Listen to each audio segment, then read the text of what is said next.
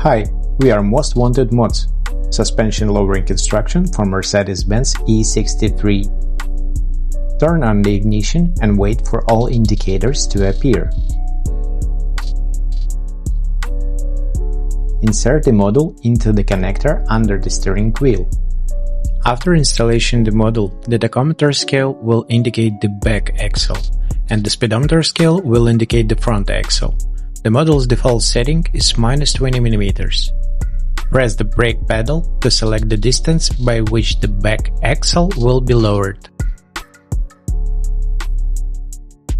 Press the acceleration pedal to select the distance by which the front axle will be lowered. To confirm your selection, press and hold both pedals simultaneously until the main screen flashes blue. Turn off the ignition. Then turn the ignition back on and start the engine. The car will start to go low.